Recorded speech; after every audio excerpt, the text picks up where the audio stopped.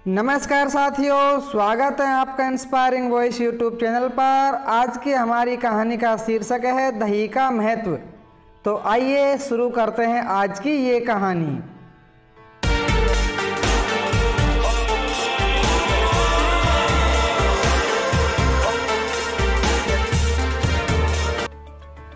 एक बार एक आदमी था। उम्र यही कोई 40-42 वर्ष रही होगी। तभी उसकी पत्नी का निधन हो गया।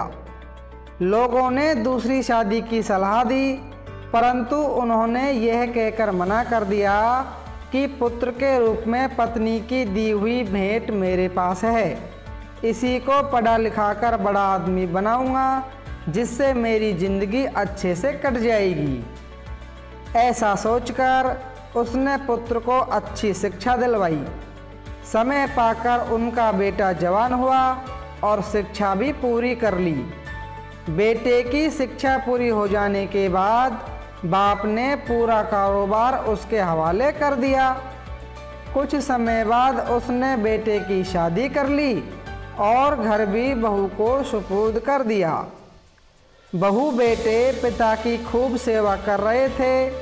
सब कुछ ठीक चल रहा था कि पुत्र की शादी के कुछ महीनों बाद एक दिन पिताजी घर पर खाना खा रहे थे। उनका बेटा भी घर पर ही था। खाना खा रहे पिताजी ने बहू से दही मांगा तो बहू ने कहा, पिताजी आज दही नहीं है, आज बिना दही के ही खाना खा लो। पिताजी ने कहा, कोई बात नहीं बहू। पिताजी खाना खाकर अपने काम में लग गए। लेकिन ये बात उनके बेटे ने भी सुन ली थी। थोड़ी देर बाद पुत्र अपनी पत्नी के साथ खाना खाने बैठा। खाने में दही का कटोरा भी था। दही देखकर पुत्र का सिर चकरा गया। वह सोचने लगा कि पत्नी ने पिताजी को दही नहीं दिया और मुझे खिला रही है। लेकिन उसने कोई प्रतिक्रिया नहीं दी और खाना खाकर वह भी अपने काम में लग गया। लेकिन उसके मन में पत्नी द्वारा पिताजी को दही नहीं देने की बात चुभने लगी।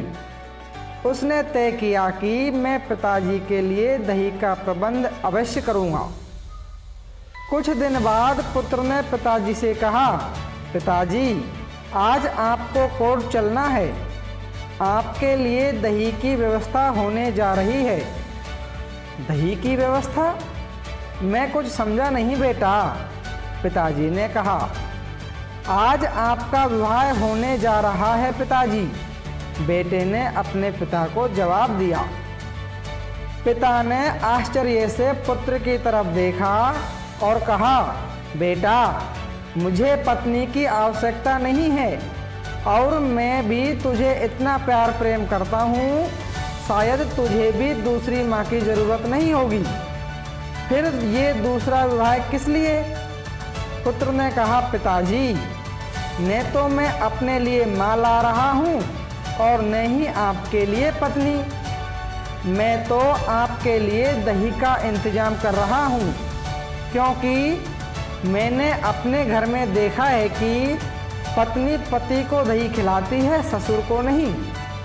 और कल से मैं आपकी बहू के साथ किराए के मकान में रहूँगा, ताकि आपकी बहू को भी दही की कीमत पता चल सके। बाप बेटे की इस बातचीत को बहू सुन लेती है और अपने ससुर व पति के पैरों में गिरकर माफ़ी मांगने लगती है। पति ने पत्नी से पिताजी से माफ़ी मांगने को कहा। अपनी बहू की क्षमा याचना को स्वीकार कर बहू को घर की बातें अच्छी तरह समझा बुझाकर पिताजी ने उसे माफ़ कर दिया। इसके बाद तीनों प्राणी हंसी खुशी रहने लगे। कहानी का मूल भाव यह है कि हम सभी को अपने माँ बाप की सेवा निस्वार्थ भाव से करनी चाहिए। माँ बाप के बारे में कहा गया है कि यम माता पितरौ क्लेशम सहेते संभवे नृणाम न तस्य निष्कृति शक्या कर्तुम वर्षई सतेरपि। यानी कि जिन माता पिताओं ने अपने संतान को पैदा कर पाल पोस कर बड़ा करने में जो कष्ट सहा है, उसकी निष्कृति यानी कि भरपाई हम 100 वर्षों में भी नहीं कर सकते। इसलिए अपने माँ बाप का ख्याल रखें। ये कहानी आपको कैसी लगी कमेंट कर अवश्य बताएं। यदि आप चैनल पर नए हैं और नैतिक व ज्ञानवर्धक कहानियाँ सुनना आपको पसंद है तो इस चैनल को सब्सक्राइब कर लें। धन्यवाद।